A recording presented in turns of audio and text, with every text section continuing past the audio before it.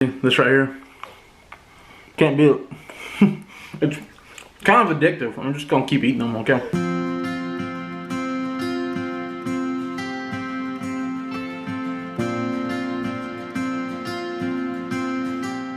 Hey friends, this is Angela from Art of Creation Homestead again. And you're in the kitchen with me for another Homestead Kitchen Skills. Okay, I have shown you how to make Cheez-Its. I have shown you how to make saltines. And I thought, you know what? Why not do graham crackers? So today, I'm going to show you how to do homemade graham crackers. You're not going to regret doing this one. So we're going to start out in this bowl right here. We have 2 cups of whole wheat flour. I'll tell you more about that flour in just a minute. But we have 2 cups of whole wheat flour. We have 1 cup of packed light brown sugar. We have a ½ teaspoon of cinnamon. We have 1 teaspoon of baking soda, not baking powder, baking soda, and a ½ teaspoon of salt. Now, the flour, the wheat flour that I am using is a whole grain. It is whole wheat, but it's white whole wheat. I'll show you what the bag looks like. It's just King Arthur. See? It's white whole wheat, stone ground, organic. White whole wheat. You can use just plain whole wheat. Your graham crackers may be a little darker in color if you use plain whole wheat. The white whole wheat has a tendency to be a little softer than just plain whole wheat. That's why a lot of times I prefer it. A lot of people, some people may tell you that white whole wheat is actually a mix of white flour and wheat flour.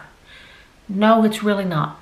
It is a whole grain in its own. It is wheat, whole wheat, 100% whole wheat. But it is a different variety. It's a softer wheat. It's like a white winter wheat.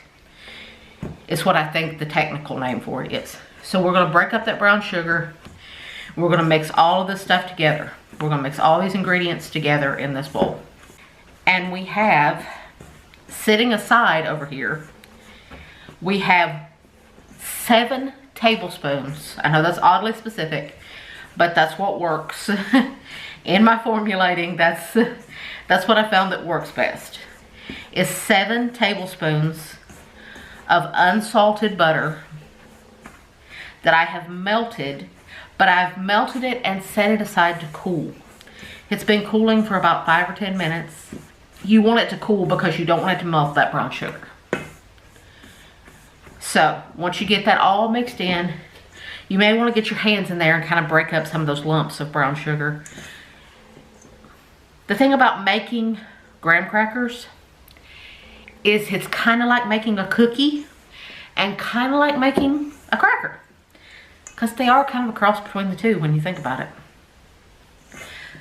So, now you want to take that 7 tablespoons of melted unsalted butter that has been melted and cooled, and you want to pour that into your mixture. Do you remember if you watched the saltine video? Do you remember seeing me mix the melted fat in with the flour? That's what you're doing here. You're creating basically pockets of fat mixed in with your flour mixture. It's going to make for a really nice texture of your graham crackers.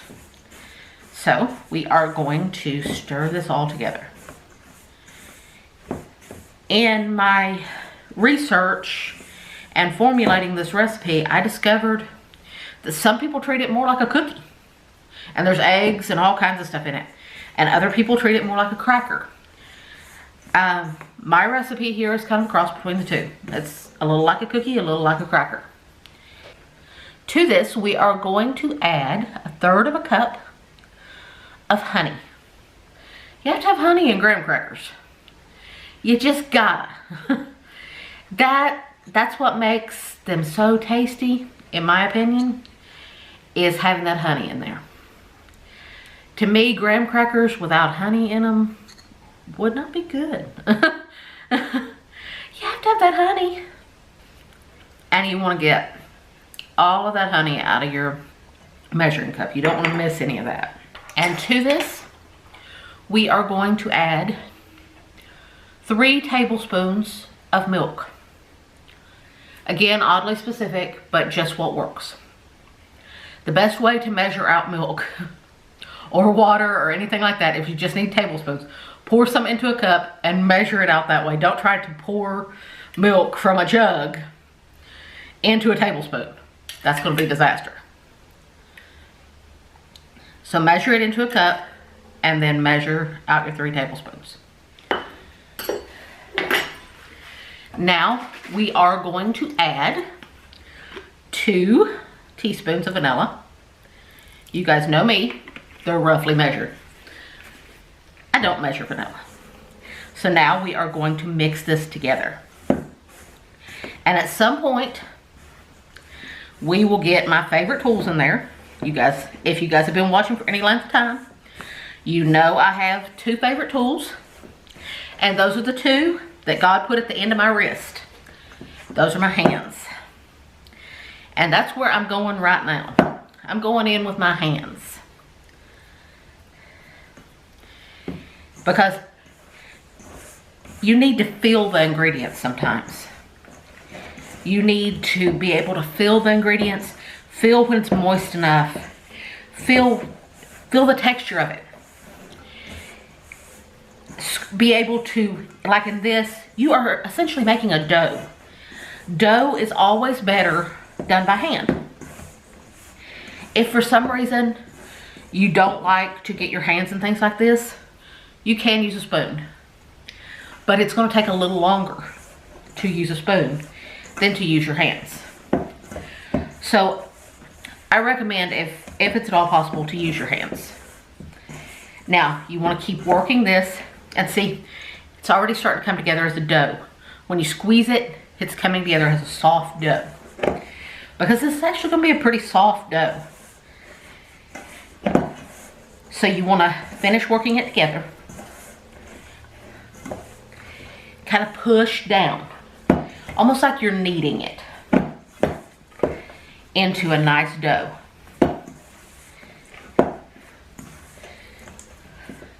Until it all comes together and you've picked up all the scraps off the bottom of the bowl.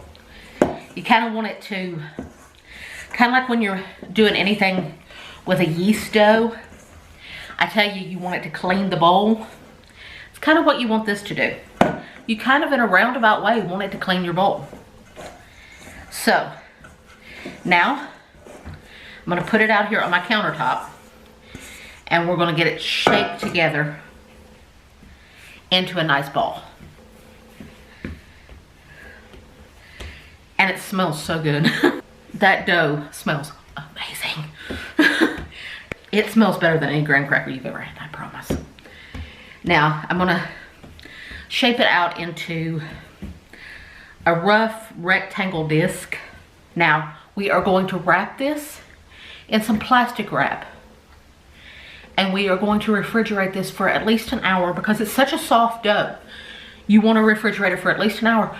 You can go as much as overnight. You can even throw this into the freezer and do it later.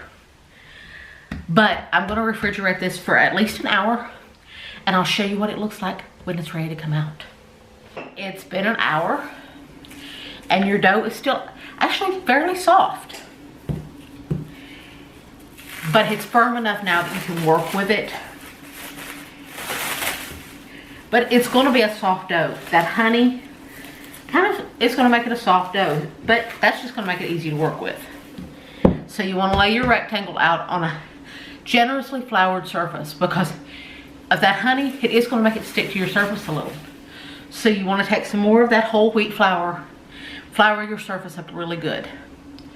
Now, at this point, you want to preheat your oven to 350 degrees. And you want to line 2 cookie sheets with parchment paper. I am using half sheet pans because I can fit more on them at one time. If you don't have half sheet pans, you may want to use, you may have to do it in more than 2. You may have to do it in batches. You know, with the Cheez-Its and with the saltines, you wanted to roll those pretty thin. You wanted to roll those about 1/8 of an inch.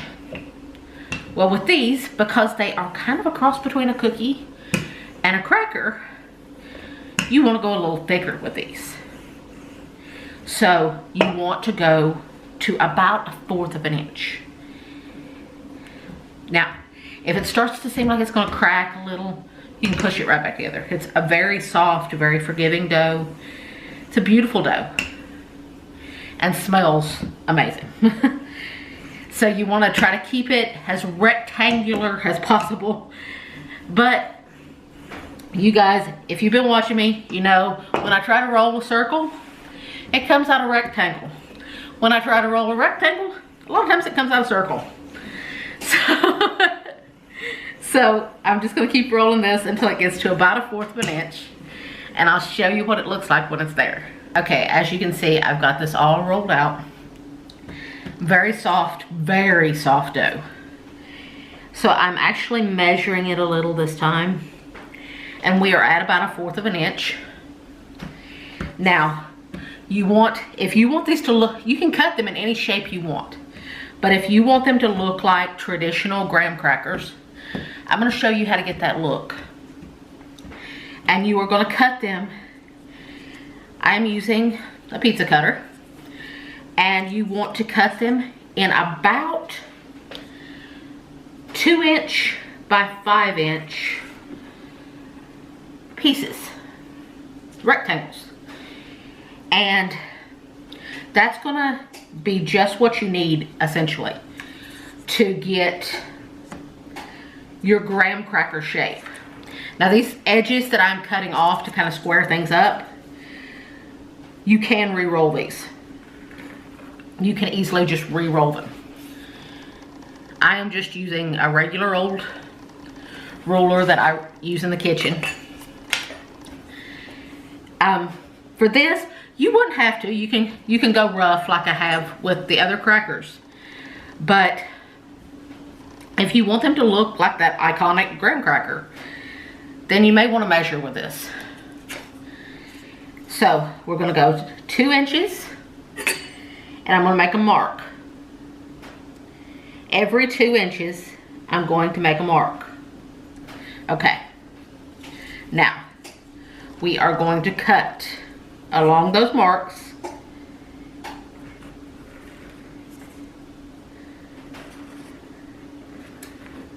And even with the ruler, I can't cut a straight line to save my soul out of torment.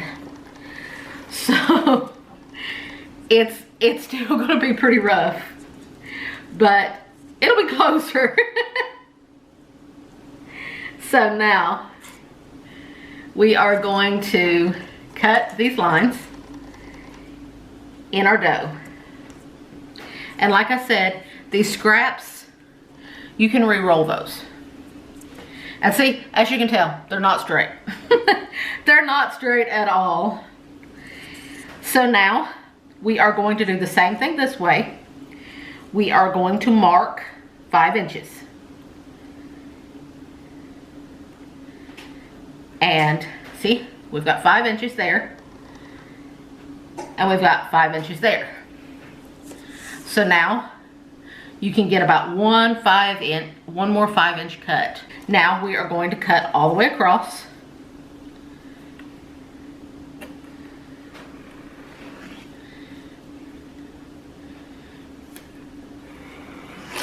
And see, now we have our beautiful graham crackers. And our oven is preheated to 350 degrees. Now, you want to work pretty quickly, and you want to pick up your graham crackers and lay them on your sheet pan. Now, they're probably going to have a tendency to want to stick just a little bit. It's fine. You want to put them a little farther apart than you would your other crackers that I've shown you how to make. You want to put them about 1 inch apart, because these may spread just a little bit more than your other crackers. So now I'm going to finish placing these on my sheet pans. And then I'll show you how to get that iconic look of your graham crackers. But first, I'm gonna show you that you can just bring all this dough back together into a big ball. You can just bring all that back together, work it back together real good with your hands. It's still pretty cold. It's still kind of stiff. And you want to work it back into a rectangle. And you can just roll it right back out. And you can at least get a couple more cuts out of it that way. And that way, it's not waste. Because you're not going to want to waste any of this dough. These are going to be the best darn graham crackers you've ever eaten. So, now, I'm going to show you how to get that iconic look of a graham cracker. I am going to take just a regular old butter knife, and you want to make a cut. Not fully in, you're just making an indentation. Halfway through and halfway. See, looks like a window. Or a graham cracker. Told you I could do it. Now, you want to cut. You're not cutting. Now remember, don't go all the way to the bottom. You're just making an indentation. Basically, a breaking line where you can break your graham crackers at. Before I finish doing this, I'm going to finish showing you what you do. Now you just want to take a fork and you want to poke each section, each of the 4 quadrants, about 3 to 4 times. The poking, just like I've told you with the other crackers, it's actually necessary because it lets steam out and it allows them to actually crisp. So you don't really want to skip this step. At this point, I have both of my pans all scored up and poked and ready to go into the oven. Now at this point, you have a decision to make. If you like the cinnamon sugar topped graham crackers, you can make those too. Just brush the tops of each one of them very lightly with a little bit of milk. Then sprinkle some cinnamon sugar on top before you bake them. I'm just going to do these traditionals this time. So what you want to do, you want to pop these into a 350-degree preheated oven for about, it's going to take anywhere from 10 to 15 minutes, depending on how thick or thin you rolled them out. It can take up to 15 if you left them a little too thick. The longer you leave them in the oven, the crispier they're going to get. If you like them a little softer, take them out a little early. But about halfway through the baking process, you want to switch the pans. You want to put the top on the bottom and the bottom on the top. As you can see, these are out of the oven. And it took about 12 to 15 minutes. Basically, it depends on you. You can even go farther than that. If you want them super crispy, like the ones in the store, go a little longer. If you want them more like a cookie and a little bit softer and chewier, then you will go a little less. And you will get that texture. Because that's the glory of making them yourself. You can make them the texture you want them. You want to leave them sit on the pans for about 5 to 10 minutes until you go to pick one up and you can actually pick it up off the pan without it bending, because right now they will bend. And then I'll show you what we do next. It's been about 5 minutes, and as you can see, you can handle them now. They are not fully set up. They are not fully cool, but you can handle them without them bending or breaking. Now, you want to put them on cooling racks so that they can finish cooling completely. And as I told you with the other crackers that I've made, they will crisp up as they cool. Okay, so Angela showed you how to do this amazing graham cracker. I've already been gnawing on them. Okay, now look, if you want them a little bit harder, you know, like it's just like crunchy, like you're gonna get out of the store. You bake it just a little bit longer. Okay, we prefer them like this. This one right here, it will break. And you see it does break, but I didn't hear it crisp crunch, right? That honestly, this flavor right here is amazing, and we prefer them like this for just straight eating. Now, if you're making a graham cracker crust, maybe you want to do it a little firmer to where it dries it up, right? So it's going to dry up any bit of moisture in there because you want a crust out of it. But as you can see, this right here, can't beat it. It's kind of addictive. I'm just going to keep eating them, okay? But we do appreciate you guys watching, okay? Again, this recipe is amazing. And if you're looking for a good addictive snack, can't beat it. Alright, so thank you guys so much for watching. Again, my name is Jason. That brilliant one over there is Angela K. We love you guys. God bless you. Goodbye.